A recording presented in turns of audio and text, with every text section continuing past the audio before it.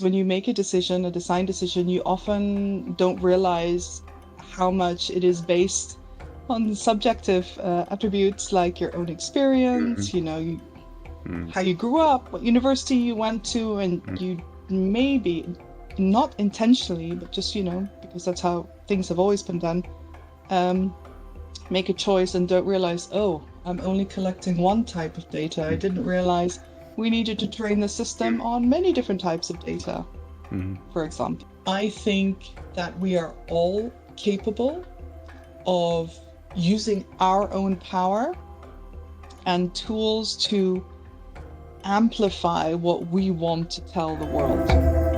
Herzlich willkommen bei Phasensprung, dem Podcast von Konstantin Elizabeth und Frank Steffen. Now here we are, Elizabeth. And so first of all, thank you very much for being here with me. It's highly appreciated. And I will do a little introduction. Elizabeth Hofvenschiöld.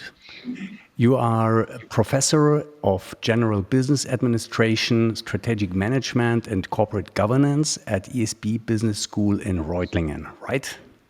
Yeah. Correct. Thank you very much for having me here. Yeah, but you have also worked in the private sector, especially for Mercedes-Benz, where you dealt with questions of business ethics. I think that's really interesting, and we will talk about it later. You also have founded your own startup already. It's also a funny and interesting story. So let's see what's in there.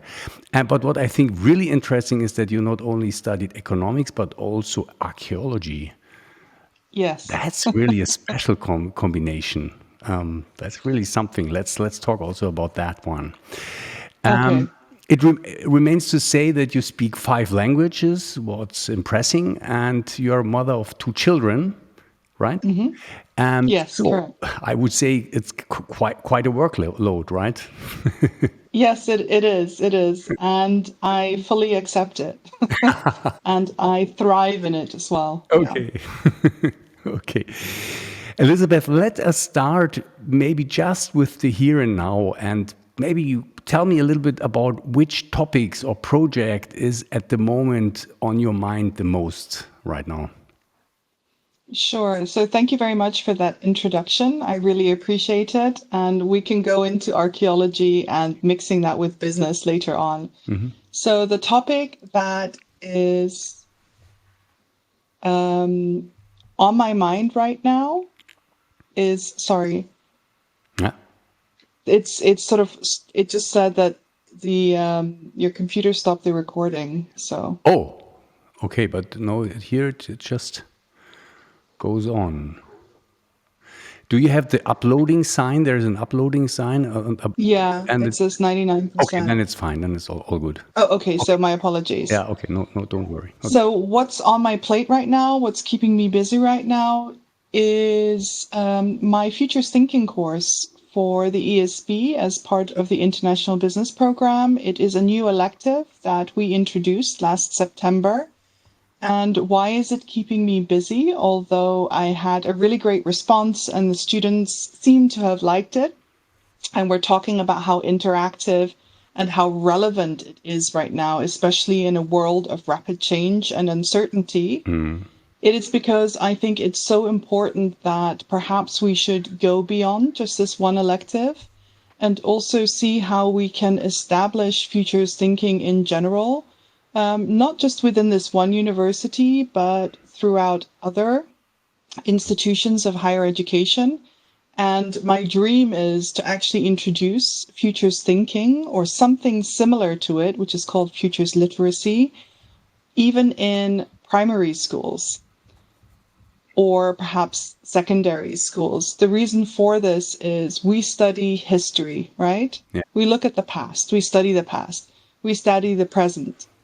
And at the same time, most of us are primarily thinking about the future. So why don't we study the future? So these are lots of different thoughts that are going through my head. And at the same time, I'm quite practical and realistic. That's why one step at a time, futures thinking at ESB. Okay, great. Maybe first I wanted to talk now about these young people you were mentioning. So you said that the younger ones, you see they're more anxious. And what I see here is kind of bringing them and kind of a navigation system, yeah, for them to get, yeah, in this very, as you already said, volatile and uncertain and world. And you said that should start as early as possible. You said we even would have it in school. Yeah, Would be really definitely. fantastic. I agree with you. And for example, I'm here in Berlin, and my daughter goes to a school that they call themselves the School of the Future. Oh, Yeah, and it's founded by the Wirth Stiftung. You maybe know Wirth, this yes. big company, and they have two schools. One there in Schwaben, more nearby Reutlingen, and one here in Berlin. And I think to have this navigation system is so important to start learning about yeah, how can we deal with all this ambiguous, overwhelming complexity of information, and how can we, yeah, read it? How can we create a picture for us that works for us? And yeah, and I think we should have more initiatives to bring this into the schools. I agree with you 100%. And I also like that you use the term navigation. It is that, as you can see, I'm a big fan of maps. Yeah. So I don't necessarily create the maps for the students. They need to create the maps themselves. However, when you think about old traditions of map making, what you drew on the map was based on how you saw the world or the things that you thought you should measure and were important enough to make it onto the map. So I'm showing them not just one perspective of a potential future, but different ones so they can create the map that they think is relevant. I do provide some tools like a compass, a pencil, most important, an eraser, and maybe some form of measurement. So you can say, okay, in my future map, I'm not going to measure kilometer wise, but maybe I'll measure in terms of 6 month cycles or 5 year cycles or what have you. So it's really giving these young students and also older adults who are in the field a sense of autonomy in terms of I am able to navigate in this, classic term VUCA world. Yeah. And you know what? There are no certainties. However, that's okay because with this toolkit, it doesn't matter. Yeah. I'm going to be able to deal with whatever situation as best as I can. I mean, let's say between us, there never have been certainties, you know. Life isn't certain at all, yeah. But it's maybe much more obvious today. So it's more on the surface. But if we talk about navigation and maps, am I right that we already slowly are drifting into direction of archaeology? Can it be? Or Perhaps, yes. Maybe one of also the reasons why I love maps is I used to sail a lot. My father is a captain, oh, great. and when we used to sail on races, he was always the navigator. So I think he has still a great influence on how I see the world and how I experience it. And yes, maps are extremely important as well for archaeology. And what I like about archaeology, it's not necessarily like a topographic map, but a sort of a map going down through the different levels, through the different eras in civilization. So yes, a lot of different kinds of creations of documents to try and gather information from a particular site or excavation and see what kind of extra knowledge that could give you through that visualization. Yeah. So we are also at the data collection, what you mentioned before. You would say it's data driven, and is the look into the very deep past also helping you to understand the future better, to learn from the future? Now I would say Now, yes. It took me a long time personally to understand what is the red thread in my life. yeah, And it wasn't until I was speaking actually to an HR person in the company I used to work with, Mercedes-Benz, and she said, what did you do and how did you get there? And then I realized, oh my gosh, click. For me, the link is looking at the interaction between technology and human beings. This is something that I've always been Okay. interested in. Okay. And I remember one of my first seminars in archaeology was being allowed to hold a stone axe. It was about 40 centimeters long Yeah. and about 20 centimeters wide, and it was really heavy. Hmm. And the professor said, you know, this is 150,000 Oh, years old. wow. Yeah. And I just felt, I wouldn't say overwhelmed, but it had gravitas. It wasn't just heavy, but it had obviously this prehistory to it. And I thought, 150,000 years ago, this thing was the most high-tech object that you could possibly imagine. And how did it change the world? So I also started getting interested in evolutionary biology and understanding how our ancient ancestors' brains evolved, and also potentially what kind of role technology played in that and the changing of Hmm. synapses in the brain. And now I know in neuroscience, you can see a correlation between technology use and how your brain connects to other parts of the brain as well. So, yeah, my interests were very wide, and this is why later on I went into user experience. I was a bit of an IT geek in high school. I used to program, and so when I was done with archaeology, I think the reason why I left archaeology is I felt it wasn't creative. Okay. And we were always looking backwards. And Yeah. yes, of course, you can be creative in the sense of creating an amazing You really. exhibition in a Oh, museum okay. and sharing that knowledge.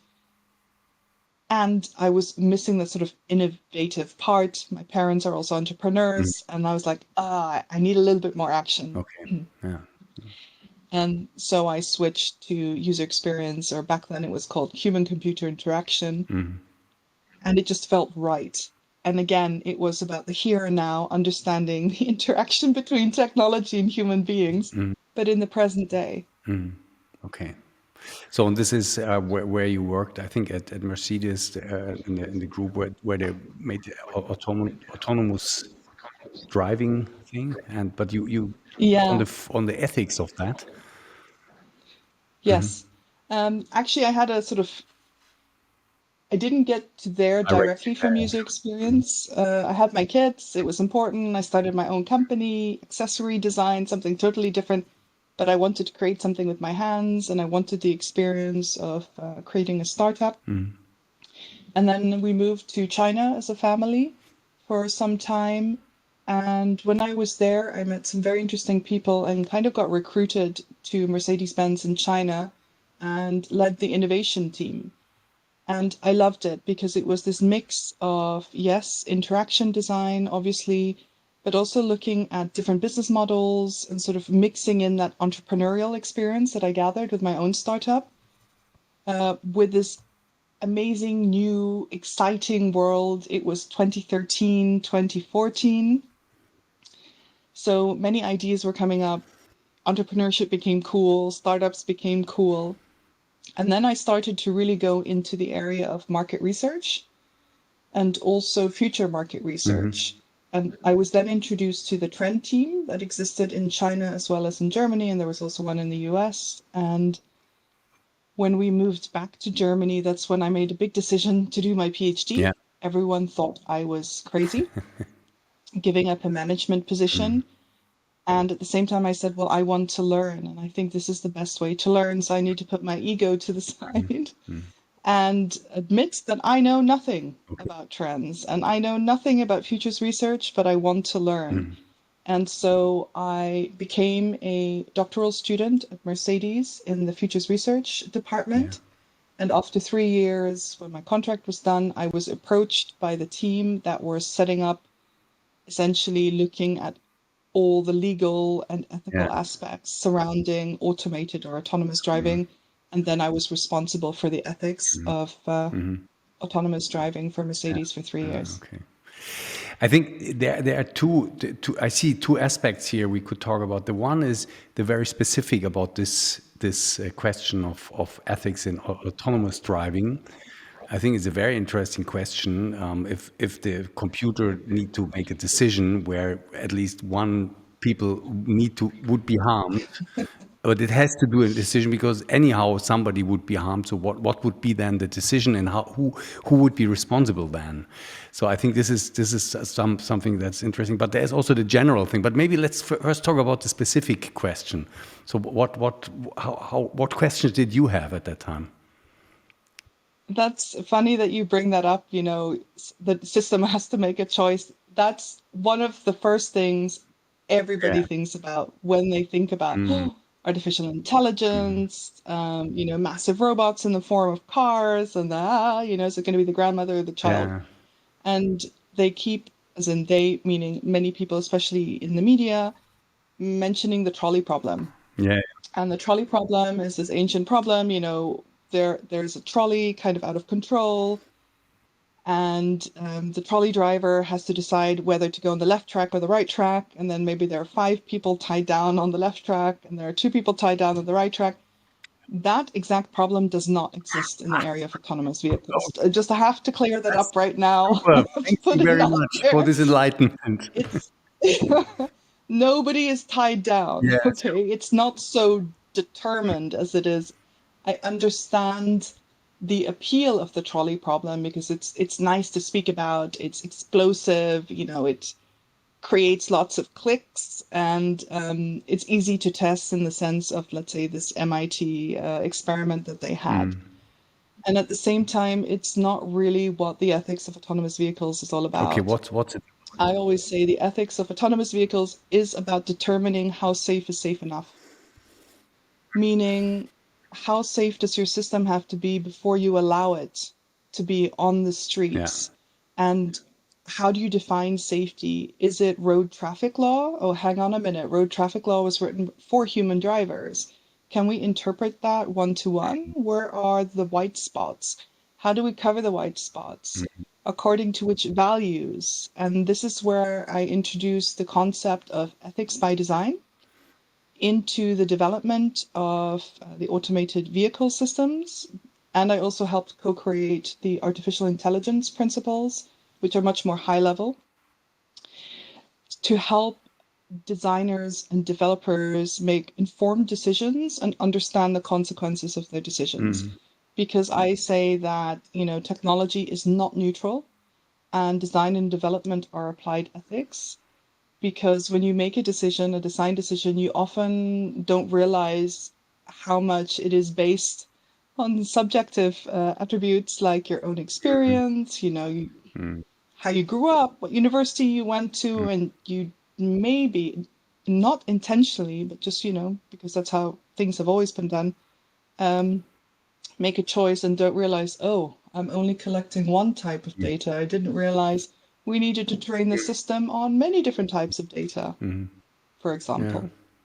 So my gut feeling would be that if we have good designers with good meaningful thoughts, with good common sense, with a good know-how to really think about all eventualities, my gut feeling would be it would be safer than if when humans do mistakes.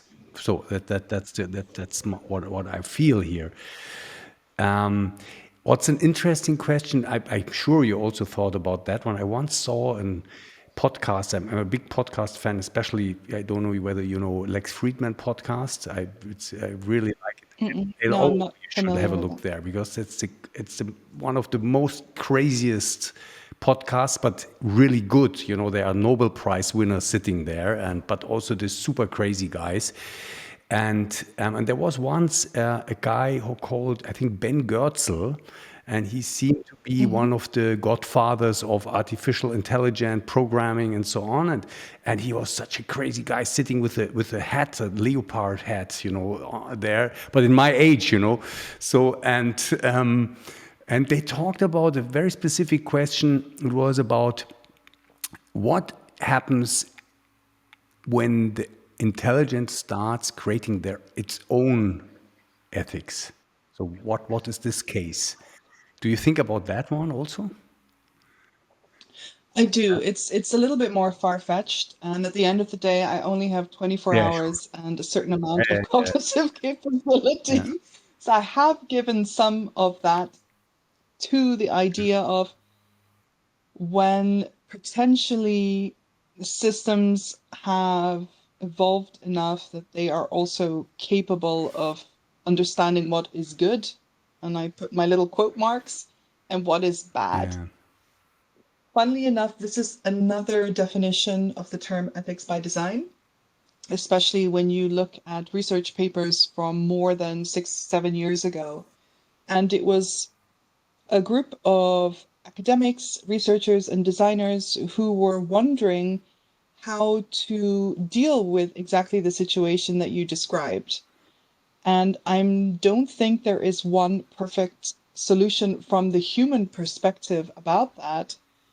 And if we think about how AI systems are trained nowadays and the data that they consume and process in different ways, I think it's even more important for human beings to really understand and articulate what is important to us, what is good, what's bad, what's right, what's wrong, how do we achieve the good, and sometimes codify that in sense of guidelines. It sounds pretty boring, and sometimes it is excruciatingly painful in the sense that you need a lot of people at the table, you need a lot of time to discuss Mm. this.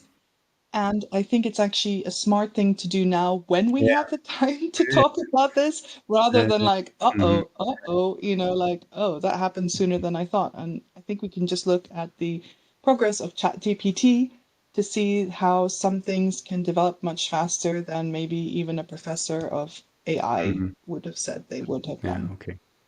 So, yes, I think us being clear Mhm. about what helps us determine our own ethics Mhm. is helpful, because then hopefully we can be a good Mhm. example for systems in the Mhm. future. Just one moment. I just see here is a technical thing, but okay. Anyhow, we have a recording. It's no problem. Okay, Elizabeth. Yeah, okay. I see that that's a big thing, and but let's go back more to the more specific, more to the human being. And maybe let's take back the loop to what you told about this futurist thinking approach and the navigation system, what can be created or gained for young people. Because ethics start with human beings, right? Here now, first. And, Mhm. and I would like to know, what do you think, how can we as humanity, but also as single persons, how can we bring it together, this, let's say, economic interests on the one side, all these technical things that we could do and can do, and on the other side to balance it with an ethical approach that is good for as many people as possible. Mhm. That is maybe, I wouldn't say $1 million, but the $1 billion Yeah. question. I actually teach business ethics as well. And one of the great motivators for me to teach business ethics within a business school is to make the students aware that the decisions that they make don't necessarily only have an impact on their personal future or whatever future they're trying to get towards. It also has consequences in many different ways. And those consequences can express themselves, for example, whether or not a company will decide to become much more environmentally sustainable and perhaps put aside traditional ideas of business, meaning profit above all else, or shareholder value, as the most important aspect of deciding whether or not you're going to do a project. Like I said, this kind of goes back to, what do you want to measure? So it's becoming aware of what KPIs we have in the business world or in society in general, and to make them explicit, and to not only make them explicit, but also to show what the consequences of those KPIs are. So if we're only really talking about shareholder value, profit, then that's going to be interpreted or end up in a very specific world, the world that we're in, and we see not necessarily for the long term a very good option for us. So us making decisions today can help us navigate towards a much more sustainable world. And I'm not just talking about environmentally sustainable.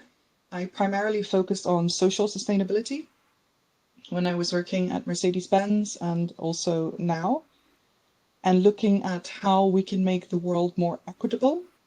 What does that mean? And maybe not always immediately associated with an anti-capitalist perspective. Yeah. Because when you look at the sort of traditional sense of capitalism, and I know that many philosophers have also looked at this, particularly in the 70s and 80s, it's about creating a space in which we can all thrive and we can all move towards something together, and not necessarily create a small group of people that are extremely rich and a big group of people that are essentially poor, although many people associate that with capitalism today. So it's sort of like a reassessment of like, what are we moving towards? What are we measuring? What kind of impact does that have? And understanding we can change those things. There is no reason why we can't change those things to move towards a much more socially and environmentally desirable world. And that starts with very basic decisions that you make in supply chain, in HR, in strategy, everywhere throughout the company. That's good. Okay, it reminds me on what we had at the beginning, strategic planning. This mix-up of everything, and Yes. then you don't do anything really good. And so it's like keeping it apart, and then you're really good at that things. And do you do only the time blocking, or do you do any other things to get into the concentration? Do you have any tricks or hacks for getting into the? I was a huge fan of hacking, especially from about 2016 onwards when I really got serious with my PhD. And I can only recommend this one course called The Habit of Ferocity on this platform called Mind Valley. Perhaps you know of it. No. And I always get his name wrong, but I will give you the name. Yeah. And it's about essentially understanding what it means to be a top performer. What do you need to do? How can you hack yourself in terms of eating particular foods, taking particular supplements, having a particular schedule, and also resting, the downtime. That was the worst part for me. I didn't understand downtime. So one of the hacks, it sounds silly, is to really say, okay, I have 20 minutes between, let's say, one meeting and the other, or I'm at a restaurant early waiting for my family or a friend, and I have 15 minutes. What am I going to do? I don't look at my phone. I really try and look outside the window and almost do a semi kind of meditation. It Yeah. sounds really maybe cheesy, but you need that time for your brain to make connections. It's Yeah. like this downtime. So it's not like blocking an hour and a half to stare out the window, Yeah. get But inspiration. It's use just this sort of this those, transition times, yeah, what you yeah, always have in your day. Yeah. and not to scroll through whatever Yeah. social media platform because you're bored. Yeah. Live in the boredom, sit in it. It's okay. Yeah. So that's one of my hacks. So whenever I get a chance to have a cup of tea, Yeah. whatever. And also, I love I bought another one, my calendar for the wall. It's so analog and I am extremely digital. At the same time, it really helps to have digital and analog for me. So I often have either from Moleskine or Leuchtturm, I think it is from Germany. Yeah. As you can see, I love the color yellow. A notebook where I have ideas and also things that sort of come up during the day. And I prefer to write them down because somehow it kind of sticks better. And for everything else, I use different kinds of digital note takings and things like that. Okay. Yeah. Very good insights. Thank you very much. We will do maybe you if you send me these things or also what we had before the CLA and so on, and then we will put it Oh, sure. into Yeah. the footer of the podcast and people can read it if Yeah. they're interested in. Would be great. Okay, Elizabeth. Now we are already quite far into our podcast. Do you have a little bit? Can we have a little bit more like kind of life philosophical musings? Do you have more energy, let's say, for another 15 minutes or something like that? Sure. Yeah. This is fun. Thank you. You're right. Great.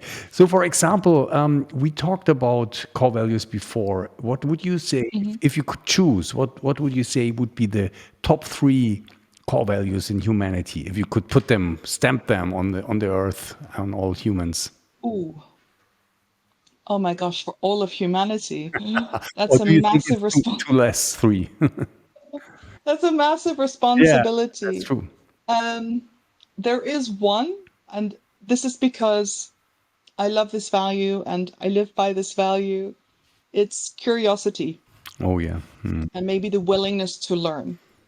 I think that is essential. This is really, really important. And I think another value is that is extremely important to me is equity. Hmm. I specifically use equity and not equality because they're two slightly different things. Hmm. Equity is important to me. I've noticed how I was brought up, the schools I went to enabled me to have the opportunities that I did. And at the same time, being half Filipina, half Swedish, and female also made some things more difficult for me. Hmm. And it is extremely frustrating to see how some people who have so much potential don't necessarily have the opportunity to sort of Hmm. really become whatever versions of themselves that they want to become because there is no true equity in the world. So I think that would be, Equality would mean everybody is same somehow, same, and equity means everybody has the same, let's say, chance or the yes, same. exactly. Okay. Mm. And equality is like you all get the same thing, even though maybe that thing is not Yeah. necessarily very helpful for you. But everyone got one pen. Hmm. It doesn't matter if you don't know how to use the Yeah. pen. Okay. That's it. It's equal. But equity is like, okay, maybe somebody needs help with the pen and starts with a pen, and then so Okay, now I understand. So everybody, so exactly. for Yeah. example, somebody is sitting in the wheelchair, he needs different things to be able to achieve his goals, and so he should need she should get those help or these things to start. Okay, I understand the one. Okay, great. And I think Mhm. the last one just is, I think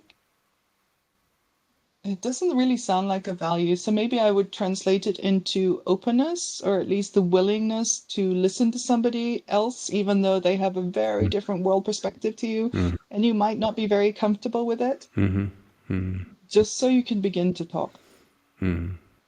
I think that is extremely important, especially in this day and age right now. The first and the last one would be also a very good remedy against fear.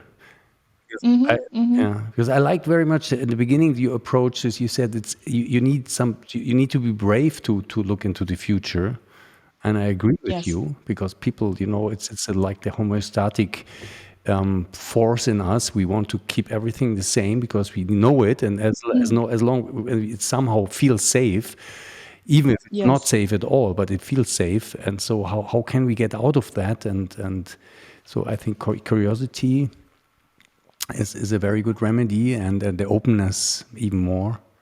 They're somehow Mm-hmm. connected. Yeah. Exactly. And it's sort of maybe a different aspect of the curiosity because you can be curious, but you stay in your field and you don't look left or Yeah. right. So I think looking left or right or up and down Yeah. would be important too. That's interesting that you said about homeostasis Mm. and this desire for stasis and stability. Yeah. I completely understand it. I Mm. think many human beings strive for that, understandably so. And when you think about biology, stasis is essentially death. So I think understanding Yeah. that movement change is normal Hmm. also helps in overcoming that fear. Hmm. Mm. Mm. Yeah, that's good. That's a good picture. Stasis is death. I agree with that. When you see it in nature, there are certain plants, for example, I think oak trees, if they the moment when they start dying is the moment when they are grown out. If they stop growing, then that's the moment where they are dying. So, okay, thank you. Okay, let me see. Maybe because you're such a let's say curious person, and such an you have so much know-how. If there is something you would be able to know, which is far away from you now, what would it be? As in, if I could learn Yeah. something or know something that Yeah, it's today impossible to know, but you could choose now. that's all of the future. Um, Something impossible to know if I would like to know it today. I think it would be knowing if humanity is able to move towards a equitable and harmonious and sustainable civilization in 100 years' time or 150 years' time. I don't know what's going to happen. I have the best hopes for humanity. I think we are capable of doing something for our planet still, Yeah, regardless of what is said in IPCC. I think that should be our inspiration to do much more. yeah, So that's what I would like to know, that okay. maybe it's tough right now, but we made it in the Yeah, okay. future. That's a big question, and then I would say even the question whether we will do it at all, it's not so sure, Mm-hmm, mm-hmm, and I think it's not so much a moral question. It's more also a question. I think if you yeah you should really look to watch the Lex Friedman podcast, because there are many guys like mm-hmm, that mm-hmm. sitting there and really interesting, how you say chemicists. Chemists. Mm-hmm, Chemists and physicists and evolutionary biologists and people, many different people, and they often talk about the space, the cosmos, about life in the cosmos, about how it came to Earth, how it evolved, but mm-hmm, also how civilization would grow to sustainability. Because I think, I mean, it's nothing the time we are here on the planet, it's mm-hmm, 12,000 years or whatever, mm-hmm, and think about civilization. They need to make this first step to not destroy themselves. And then they can mm-hmm, go on. Then they can go on maybe for thousands or maybe 100,000, even million years, and then think about what's going to happen then. mm-hmm. Yeah, exactly. And I totally understand that long view looking backwards as well, holding that stone axe, Yeah. 150,000 years old. Yeah. I can imagine it would have touched me as well. Yeah. Okay, let's see. Okay, that's a good answer. Maybe go more a little bit more personal. How important is friendship for you? Extremely important. I moved around a lot as a child due to my father's work, and it was important to almost make friends as quickly Yeah. as possible. So it's important on different levels. I think there's the sort of more casual friendships that you make quickly and they sort of help you get settled in a particular place, especially when you're younger. But also the long lasting friendships that I've had. And I'm particularly grateful for my best friends. And we met at university. I think it's a very formative time for a lot of people. And with one of them, I think I can mention her name, Hannah. She lives in Norway, and we chat every week. And we started doing so during the pandemic just to keep in touch to make sure, are you okay? How is it going? We have kids who are similar in age. And I noticed how we've grown closer and we've known each other for over 25 years. So it helps keep me grounded and also helps me laugh. Whenever I think I don't know what I'm going to do about this world, what kind of impact am I having? You know, I'm not making any impact. She was there to bring me back Yeah. down to earth and the other way around as well. And also to share ideas about the good things that we would like to try and do for the world, for our children's generation. And also funny things like, what good wine have you drunk Yes. lately? Can I buy it here as well? Stuff like So you that. would say you fuel a good friendship by really having touch points regularly, right? That's the most I important, how to think, maintain it. Or yes. And at the same time, I have other friends who are also really good. One of my other best friends, I hardly speak to her, but when we do start talking, it's as if we never yeah, stopped. It's also like that with yeah. Hannah. So I think there are different ways in which you can have your friendship. It's dependent on what works best for the combination of the two or the three of you. And I think it's important to understand who your sort of close group of friends are, and also sometimes who might be more appropriate for a certain problem, and also know that there is somebody you can call when you wake up at 3 in the Oh yeah. morning and need help. Somebody who's Yeah. there. Yeah. Okay. Okay. You just mentioned this question, this self doubt. I know it as well very good. This self doubt of do I make enough impact? I would say Hmm. if there would be many people like you, oh yes, there would be a much better world already. But it brings me to the question of what is your approach to power? Because power is something, tell me. That is a really, oh wow, what a question. Thank you for asking me that. And it's also interesting that you asked me that. The form of analysis I used for my PhD was a Foucauldian discourse analysis. And if you're familiar with A Foucault, little bit. you know that he looked at how discourses show what kind of power relations there are in society, in different groups, in different institutions. So, speaking about what my relation to power is, and perhaps impacts on the world at that level, let's just take it at that level. I think that we are all capable of using our own power and tools to amplify what we want to tell the world. Obviously, I hope that people do this for the good.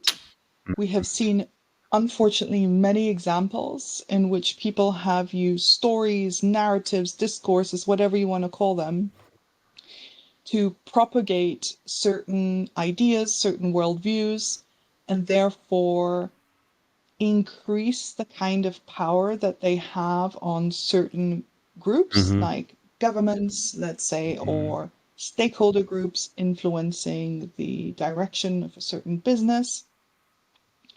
So I think individuals do have potentially more power than perhaps they think they Oh, that's a have. good one. Yeah. Yeah, and changing, let's say, those power dimensions is also possible. And at the same time, it is rather complicated. Yeah. And I'm not talking about, let's say, oh, we need to change the law or something like this. I think there's a lot of opportunity to create new stories of how we would like the world to look like, or how we think an equitable world would look like, and communicate those stories so people out there realize we have more choice than maybe we thought we did. And also to make values explicit, like you were talking about, because then you realize maybe these values that were not serving you in a particular company, because that's why your culture has an issue right now, have a particular power over you. And you need to almost bring them to the surface to look at them and say, you know what, you're not helping me anymore. I don't like feeling powerless to all these implicit values. We're going to make a conscious decision to change them and empower ourselves. Okay. Yeah. So this is, I would say, connected with my picture that power is first of all a kind of an energy. It's neutral. It's the ability to move things or to change things or Yeah. to impact. It's an impact energy, and But what we often see, as you already mentioned, is that people misuse it somehow. Very often, it's interesting that people start with a very positive approach, maybe a positive goal, and then they get more Mm-hmm. powerful. And power has seemed to have one Eigenschaft, one thing, yeah, Attribute? one attribute. It is somehow corrupting you. It has the potential to corrupt Mm-hmm. your ego because Mm-hmm. it let your ego grow, and your ego thinks, "Oh, that's good. It feels really good. I want Mm-hmm. more of that." And then suddenly it starts, choosing things that generate more power, but are not anymore in the goal, in the original goal. So and this is known, and this is why maybe many people have a very negative connotation to power, and they, oh, no, no, no power. Mm-hmm. We just need to solve it differently. But I'm with you. I think humans should be aware about their power and should be able to use it, because then, yeah, Yes, I agree. And also, particularly those who have traditionally been perceived as having low yeah, power and not having any power. mm, And here I come back to the equity yeah, topic. Because then, as you said, if power is energy, it doesn't necessarily get used up or destroyed. It sort of gets translated from one form to another. But if it's not just with one particular person or behind one particular view of the world and story of the world of how things should be done, then it's more evenly distributed, and then we have more different kinds of ideas of how the world could be. There's more of a balance, but also more of an ebb and a flow. So it's much more harmonious. You know what I mean? It's sort of like not stored up like behind a water dam yeah, and this is mine and feeding the ego. Because I guess if you have more power, you think, okay, you have maybe more ego, hence you're more mm, afraid of letting it go because then I wouldn't be who I am without this. So you're sort of moving away from that image towards, oh, just like I use energy to switch on a light to achieve yeah, something, maybe I can use this power to create a better environment for disadvantaged yeah, groups or to deal with the lack of yeah, biodiversity that's happening now and stuff yeah. like that. Yeah. Or even simpler, just to create a better life for my children. Or yeah, yeah. Yeah. Wonderful. But maybe do you have any question brought along? I do have I do have a question, and I'm so happy you started talking about mindset and different ways of looking at the world. So I wanted to ask you, how do you help people to at least start thinking about or seeing the world in different ways?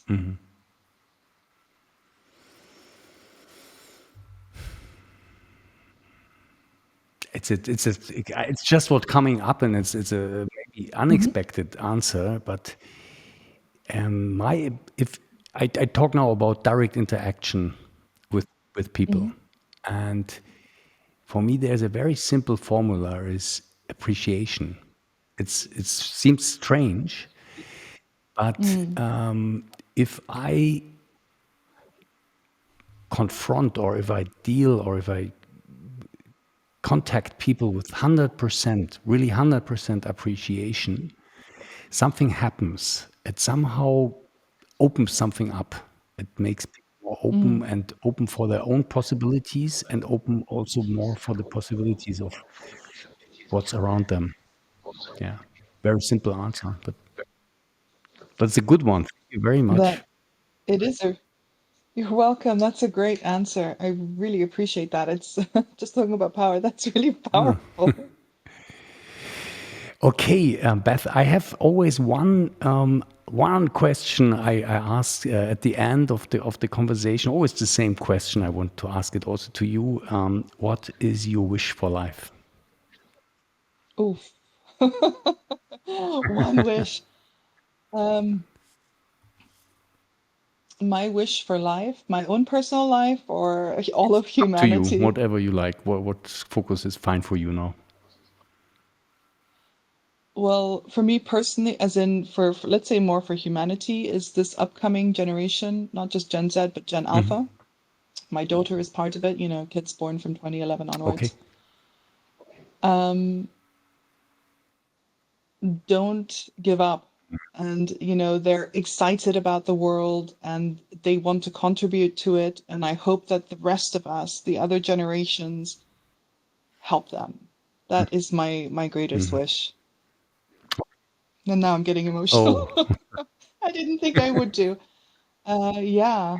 Um, it's quite simple. It's perhaps a little basic, and at the same time, it's hopeful. Um, and I hope that they come up with their own preferred images of the future that are beneficial to all of us, you know? Yeah. beautiful. Thank you. Thank you. And it was a fantastic, beautiful conversation. Let's mention your student Leonie, who brought us together. I think she made Hmm. a good job. Thank you, Yeah. Leonie.